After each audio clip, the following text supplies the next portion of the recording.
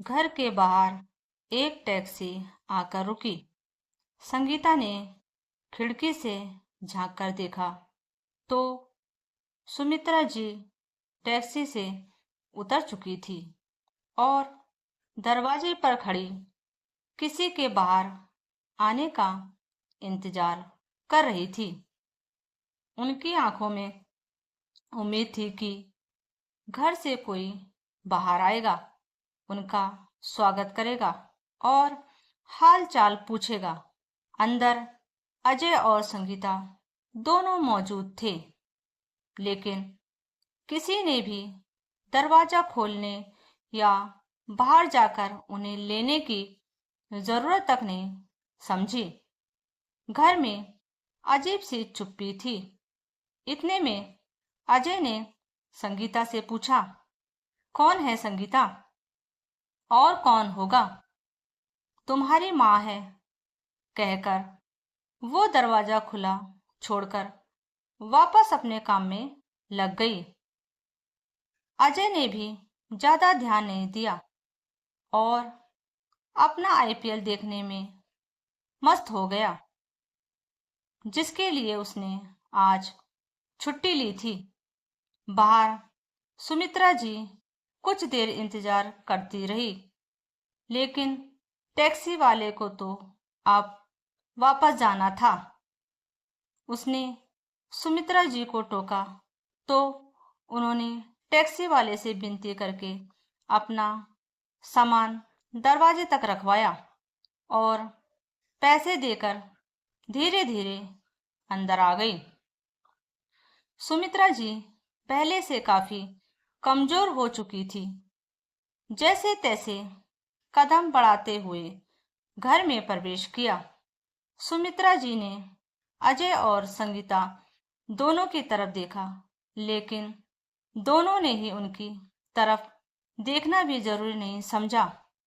उनकी बेरुखी देखकर सुमित्रा जी का दिल रोने को हुआ।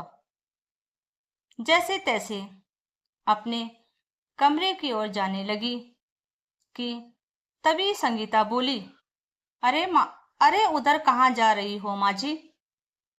अब वो आपका कमरा नहीं है, आपका सामान स्टोर रूम में रख दिया है।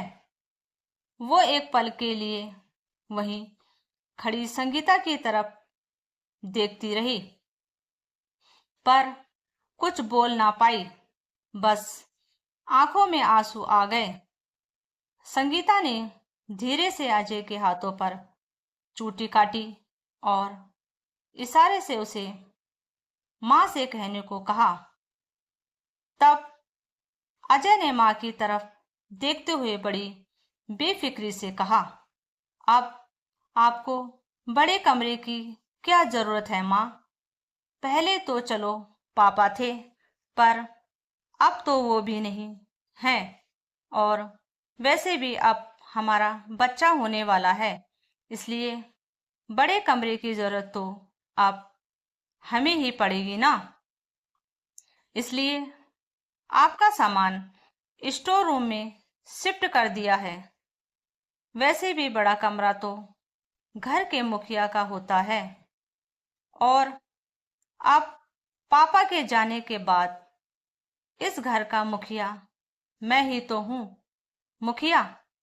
सुमित्रा जी के मुंह से सिर्फ इतना सा ही निकला था तो अजय बोला, और नहीं तो क्या, अब पापा के बाद मैं ही तो घर का सारा हिसाब किताब संभालूंगा। तो हुआ ना मैं घर का मुखिया, और अब सबको मेरी बात माननी ही पड़ेगी। सुमित्रा जी की आंखों में अभी भी आंसू थे। उन्होंने स्टोर रूम के साथ लगे हुए छोटे कमरे की तरफ देखा तो अजय बोला, वो क्या है ना माँ, संगीता की डिलीवरी के लिए उसकी बहन आ रही है, उसे कोई परेशानी ना हो, इसलिए वो रूम उसके लिए रखा है। और रहा गेस्ट रूम, माँ, आपको तो पता ही है, वो तो मेहमानों के लिए होता है। अब वो कोई बाहरी थोड़ी ना है, वो तो घर की ही है। कल को बच्चा होगा, कोई कार्यक्रम होगा, मेहमान आएंगे, तो उनके ठहरने के लिए वो कमरा खाली रखना ही पड़ेगा ना। इसलिए गेस्ट रूम को हाथ भी नहीं लगाया। अजय की बातें सुनकर सुमित्रा जी जैसे जड़ हो गई। उनके पैरों में किसी ने अदृश्य जंजीरें डाल दी हों, जो स्टोर रूम की ओर बढ़ने ही नहीं दे रही थी। उनकी आंखों में हल्की नमी तैरने लगी। किसी तरह खुद को संभालते हुए उन्होंने एक कदम आगे बढ़ाया ही था कि अजय फिर से बोल पड़ा, अरे माँ, अपना सामान भी तो लेती जाओ, और आपको कुछ खाना पीना हो तो रसोई से ले आना। सुमित्रा जी जैसे तैसे वापस दरवाजे पर आई और अपने सामान को किसी तरह घसीटते हुए स्टोर रूम तक ले आई। कमरे में कदम रखते ही सुमित्रा की नजर सामने पड़ी चारपाई पर गई, जो दीवार से सटी हुई थी।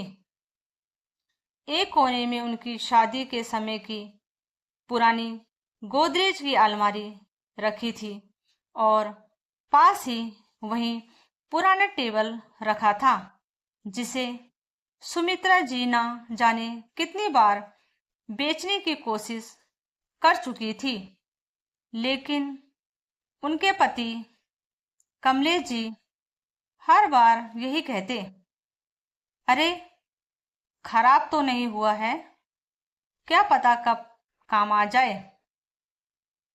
तब सुमित्रा जी ने कभी नहीं सोचा था कि एक दिन वही टेबल उन्हीं के काम आने वाला है। आंखों में आंसू लिए वो चारपाई पर बैठ गई। अभी 2 महीने पहले तक तो सब ठीक था। बेटे बहू पिता के डर से ही सही सेवा तो करते थे। घर में हंसी खुशी का माहौल रहता था। एक दिन कमलेश जी ने अपने पैतृक गांव फतेहगंज जाने की जिद की, तो सुमित्रा जी ने मना कर दिया। रहने दो, बहू का छठा महीना है, ऐसे में उसे छोड़कर जाना अच्छी बात नहीं। पर अजय और संगीता के समझाने पर वो उनके साथ गांव चली गई। वहां पर जेठ जेठानी, देवर देवरानी, सबका परिवार था। वहां जाने के कुछ दिन बाद ही अचानक उनकी तबीयत बिगड़ गई और कुछ ही घंटे में उन्होंने दम तोड़ दिया। सब कुछ जैसे वहीं रुक गया था। उनका अंतिम संस्कार भी वहीं पैतृक गांव में हुआ था। 15 दिन का क्रियाक्रम होने के बाद अजय और संगीता तो वापस आ गए, लेकिन सुमित्रा जी को उनकी जेठ जेठानी ने वहीं रोक लिया था, यह कहकर कि 1.25 महीने से पहले अपनी जगह छोड़ना ठीक नहीं होता। आज पूरा 1.25 महीने बाद वो गांव से लौटी थी, वो भी अकेले। वहां तो पूरा परिवार स्टेशन पर छोड़ने आया था, पर यहाँ उनका बेटा अजय स्टेशन से लेने तक नहीं आया। कह रहा था कि बहुत जरूरी काम है और यहाँ छुट्टी लेकर मैच देख रहा है। और तो और यहाँ घर का पूरा सिस्टम ही बदल चुका था। इतनी जल्दी बेटे बहू मुंह मोड़ेंगे, इसकी तो बिल्कुल उम्मीद भी नहीं थी। सीधा स्टोर रूम में ही पहुंचा दिया। अभी सुमित्रा जी ये सब सोच ही रही थी कि इतने में बाहर से शोर सुनाई दिया। जाकर देखा तो सुमित्रा जी के लिए ना उठने वाले बेटे बहू बाहर संगीता के मैके वालों का स्वागत कर रहे थे। सुमित्रा जी को इतनी देर हो गई घर में आए हुए, किसी ने एक गिलास पानी तक नहीं पूछा और बहू के मैके वालों के लिए बेटा रसोई में जाकर खुद पानी की ट्रे सजाकर ले आया। इतने लोगों के बीच अपने आप को अकेला महसूस करती हुई सुमित्रा जी वापस उसी कमरे में आ गई। 2 घंटे तक उसी कमरे में बैठी रही, लेकिन ना कोई चाय ना कोई नाश्ता, कुछ भी नहीं। 2 घंटे बाद लगा कि संगीता के मैके वाले वापस जा चुके हैं। शायद वो उसकी बहन और माँ को छोड़ने आए थे, क्योंकि वो दोनों ही अब घर में मौजूद थे। उन्हीं लोगों की आवाज बाहर से आ रही थी। अब सुमित्रा जी को भूख का एहसास हो रहा था। आखिर वो खुद ही उठी और रसोई घर में गई।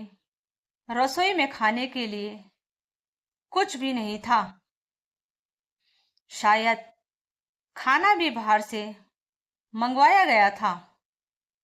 वहां पड़े हुए जूठे बर्तन ये सब बयां कर रहे थे। इतने में संगीता रसोई में आई। क्या ढूंढ रही हो माँ जी? देखिए, खाना तो बचा नहीं और मुझे याद भी नहीं रहा कि आपके लिए खाना रखना था। आप दूध बिस्किट खा लीजिए या फिर अपने लिए कुछ बना लीजिए। मेरी तो अब हिम्मत नहीं है खाना बनाने की, कहकर संगीता रसोई के बाहर आ गई। सुमित्रा जी की भी हिम्मत नहीं थी खाना बनाने की। एक तो 1.25 महीने पहले का गम अभी तक दिल से गया नहीं था। अपने किसी प्रिय की मौत तो वैसे भी हिम्मत तोड़ देती है, फिर ये तो उनके पति थे। ऊपर से ट्रेन का सफर थका देने वाला था। हिम्मत होती भी कहां से। वो अपने लिए एक गिलास पानी लेकर वापस कमरे में आ गई। थोड़ी देर तक बैठी आंसू बहाती रही। फिर याद आया कि वहां से निकलते समय देवरानी ने खाना पैक करके दिया था, जिसमें से उन्होंने सिर्फ 2 रोटी ही खाई थी। बैग में से खाना निकाला, देखा तो सब्जी खराब हो चुकी थी, पर रोटियां अभी भी सही सलामत थी। उन बची रोटियों से अपना पेट भर सुमित्रा जी चारपाई पर लेट गई। काफी देर तक वो करवटें बदलती रही। आखिर करवटें बदलते बदलते आंखों में आंसू लिए देर रात उन्हें नींद आई। इस कारण सुबह नींद देर से खुली। उठकर बाहर आई तो देखा सब हंस बोलकर चाय नाश्ता कर रहे हैं। सबकी प्लेट में गर्मा गर्म पोहे और जलेबी नजर आ रहे थे। सुमित्रा जी को देखते ही सब चुप हो गए। इतने में अजय बोला, माँ, आप अपने कमरे में बैठिए, आपका नाश्ता मैं कमरे में ही लेकर आता हूँ। उसकी बात सुनकर सुमित्रा जी वापस कमरे में चली गई। थोड़ी देर बाद अजय चाय नाश्ता लेकर कमरे में आया और सुमित्रा जी को देकर बोला, माँ, ये नाश्ता कर लो और भगवान के लिए जहां तक हो सके आप कमरे में ही रहो। सुमित्रा जी हैरानी से अजय की तरफ देखने लगी। उनके प्रश्नों को भांपते हुए अजय बोला, देखो माँ, मुझे पता है कि आपको पापा के जाने का बहुत दुख है, लेकिन कर भी क्या सकते हैं। उनकी तो उम्र हो गई थी, इसलिए वो चले गए। लेकिन आप इस तरह दुखी चेहरा लेकर बार बार संगीता के सामने आओगे तो होने वाले बच्चे पर गलत असर पड़ेगा। इसलिए कह रहा हूं कि आप अंदर ही रहो। और वैसे भी सब लोग कहते हैं कि एक विधवा।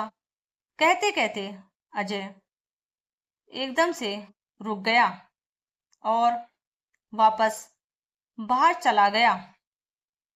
सुमित्रा जी अजय की बात सुनकर बिल्कुल हैरान रह गई। अब तो उनका दिल जोर जोर से रो रहा था। उन्हें समझ ही नहीं आ रहा था कि उनके बेटे में दिल है या पत्थर। वो अपनी माँ के लिए ऐसा कैसे सोच सकता है। उसकी माँ विधवा है तो उसका साया वो अपनी पत्नी और होने वाले बच्चे पर नहीं पड़ने देना चाहता। अभी 2 दिन में ही उसने मुझे इतना कुछ दिखा दिया, तो अब तो ये मेरी जिंदगी नर्क बना देगा। सोच सोचकर सुमित्रा जी से चाय नाश्ता भी नहीं करते बना। उनकी रुलाई फूट पड़ी। वो इतनी जोर जोर से रो रही थी, पर उन्हें चुप कराने के लिए कोई भी कमरे में नहीं आया। आखिरकार काफी देर तक रो लेने के बाद खुद ही थक हार कर चुप हो गई। अपने पल्लू से अपने आंसू खुद ही पोंछ लिए। आखिर काफी देर तक मौन रहने के बाद सुमित्रा जी एक निर्णय पर पहुंची। आखिर रात को जब अजय अपने ऑफिस से वापस घर आ गया, उसके बाद बाहर वाले कमरे में बैठकर सब लोग हंसी मजाक कर रहे थे। उस समय सुमित्रा जी भी उस कमरे में आ गई और वहीं सोफे पर आकर बैठ गई। उनके आते ही सब लोग चुप हो गए, जबकि अजय घूर घूर कर सुमित्रा जी को देख रहा था, जैसे कह रहा हो कि सुबह समझाया था ना, फिर यहाँ क्यों आए हो। लेकिन सुमित्रा जी चुपचाप अजय की तरफ देख रही थी। आखिर अजय को बोलना ही पड़ा। माँ, आपको सुबह समझाया था ना, फिर क्यों आई हो आप बाहर। कहा था ना कि आपका साया मेरे बच्चे के लिए ठीक नहीं है। सुमित्रा जी ने उसको मुस्कुराकर कहा, हाँ, याद है, तूने कहा था कि मेरा साया तेरे बच्चे के लिए ठीक नहीं है, क्योंकि मैं विधवा हो गई हूँ।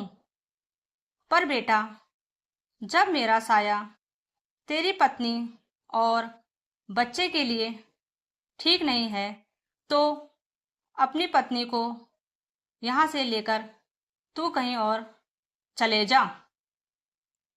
सुमित्रा जी की बात सुनकर अजय भड़क गया।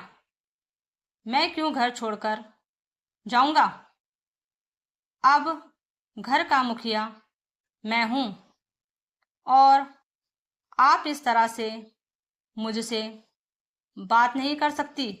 मुखिया मुखिया जी, आपको बता दें कि यह घर मेरे नाम पर है, तो किस खुशी में आप घर के मुखिया बनने को तैयार हो गए। तभी संगीता बोली, माँ जी, आपको बता दें कि अब घर के सारे खर्चे ये उठाते हैं। आपके बस की बात नहीं है आटे दाल के लिए पैसे कमाना। अब तो सुमित्रा जी खड़े होते हुए बोली, अच्छा, उसकी चिंता तू मत कर बहू। वैसे भी तेरे पति के हाथ के आटा दाल मैंने नहीं खाए। जब तक मेरे पति थे, उन्होंने घर का खर्चा दिया था। उनकी जब मौत हुई, तब मैं गांव में थी, और जब से मैं यहाँ आई हूँ, तब से मैंने तुम्हारे घर का तो कुछ भी नहीं खाया। इसलिए मुझे आटे दाल की धौंस मत देना। मैं अपने आटे दाल का बंदोबस्त खुद कर लूंगी। तुम लोग अपना बंदोबस्त कहीं और कर लो। सुमित्रा जी का साफ रुख देखकर अब तो संगीता की माँ भी बोली, अरे समधन जी, आप तो बच्चों की बात को दिल में ले रही हो। बच्चे ही तो हैं, माफ कर दो। माफ कीजिएगा समधन जी, ये बच्चे नहीं हैं, बच्चे के माँ बाप बनने वाले हैं। और उस समय आप क्यों नहीं बोली, जब ये मेरे साथ इस तरह का व्यवहार कर रहे थे। आप भी तो कल से इसी घर में है ना। मुझे कुछ नहीं सुनना है। अपनी बेटी और दामाद से कहिए कि अपना बंदोबस्त कहीं और कर ले। मैं अब इन्हें इस घर में नहीं रहने दूंगी। सुमित्रा जी ने समधन के सामने हाथ जोड़ते हुए कहा। आखिर सबके समझाने के बाद भी सुमित्रा जी झुकने को तैयार नहीं थी। काफी देर बाद फिर ये निर्णय निकला कि संगीता को उसकी माँ मायके ले जाएगी और वहीं उसकी डिलीवरी करवाएगी। उस दौरान अजय यहाँ घर का बंदोबस्त कर लेगा और अगर बंदोबस्त नहीं कर पाता है तो तब तक उसे यहाँ रहने का किराया देना पड़ेगा। और इतना कहकर वह दुखी मन से अपने कमरे में चली गई। संगीता मायके चली गई और अजय ने मजबूरी में घर का किराया देना शुरू कर दिया। अब उसे यह एहसास होने लगा कि माँ के बिना घर में कितनी परेशानियां हैं। खाने से लेकर कपड़े धोने तक हर काम उसे खुद करना पड़ रहा था। धीरे धीरे उसका ध्यान क्रिकेट मैचों से हटकर असली जिंदगी की जिम्मेदारियों की तरफ जाने लगा। इस बीच सुमित्रा जी अपने पुराने दोस्तों और रिश्तेदारों से मिलने लगी। उन्होंने अपना समय मंदिर में सेवा कार्यों में लगाना शुरू कर दिया। वहां उन्होंने कुछ बुजुर्ग महिलाओं से दोस्ती कर ली जो उनके जैसे ही अपने बच्चों द्वारा ठुकराई गई थी। यह देख अजय को धीरे धीरे एहसास होने लगा कि उसने माँ के साथ कितना गलत किया है।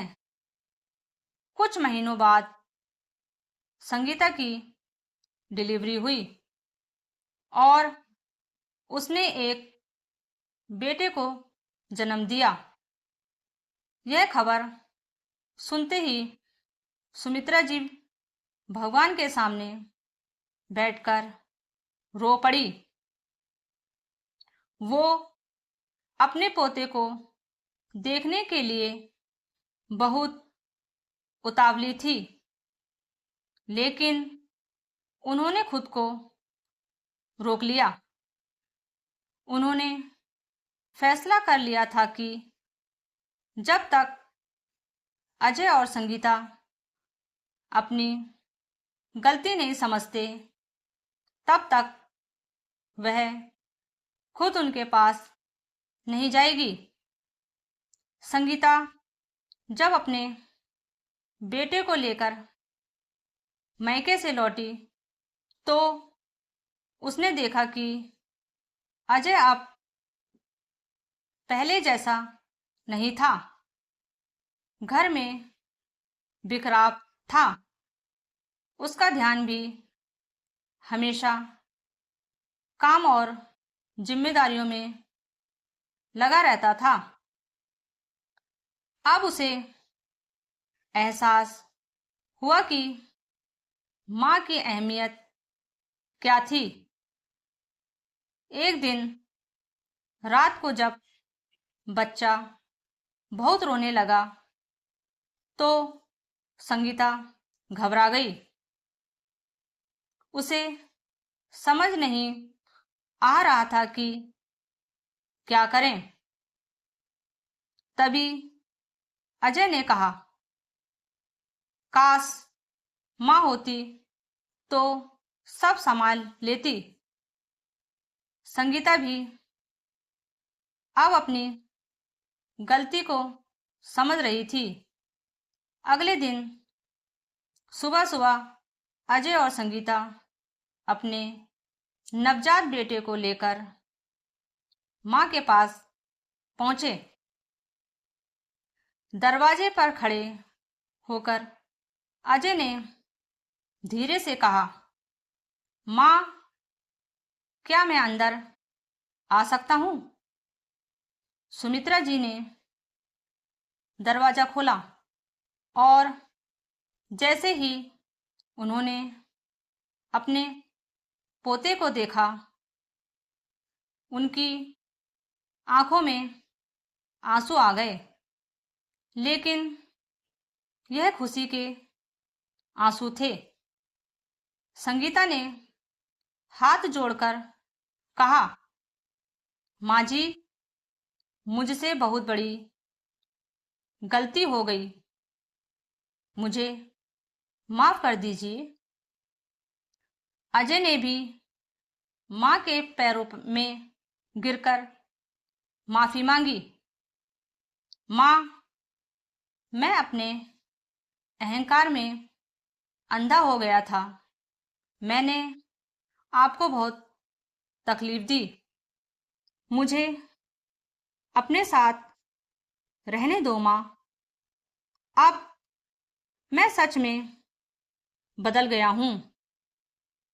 सुमित्रा जी ने दोनों को उठाया और अपने पोते को गोद में लिया। फिर हल्की मुस्कान के साथ बोली,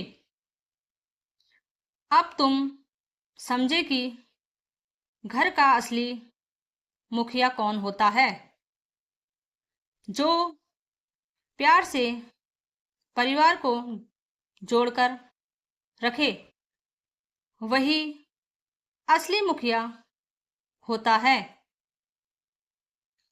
अजय और संगीता ने सिर झुकाकर हामी भर दी। यह कहानी हमें सिखाती है कि जीवन में सम्मान और प्यार किसी रिश्ते की उम्र या स्थिति से नहीं, बल्कि आपसी समझ, परवाह और सम्मान से बनते हैं। माता पिता ने अपने बच्चों को पाल पोस कर बड़ा किया, उनकी खुशियों के लिए त्याग किए, लेकिन जब वही बच्चे बड़े होकर माता पिता को बोझ समझने लगे, तो यह सबसे बड़ा अन्याय होता है। इस कहानी में सुमित्रा जी ने यह साबित कर दिया कि आत्मसम्मान सबसे महत्वपूर्ण होता है। अपमान सहकर जीने से बेहतर है खुद के लिए खड़े होना। माता पिता की जगह कभी भी घर के किसी कोने में नहीं होनी चाहिए, बल्कि उनके दिलों में होनी चाहिए। अगर आपके माता पिता हैं तो उनका सम्मान करें, उनका साथ दें। तो दोस्तों, अगर आपको यह कहानी पसंद आई हो तो लाइक जरूर करें। अपने विचार हमें कमेंट्स में जरूर बताइए और हमारी नई कहानियों के लिए चैनल को सब्सक्राइब करें। साथ ही बेल आइकन दबाना ना भूलें, ताकि आपको हमारे अगले वीडियो का नोटिफिकेशन सबसे पहले मिले। राधा राधा, स्वस्थ रहें, मस्त रहें।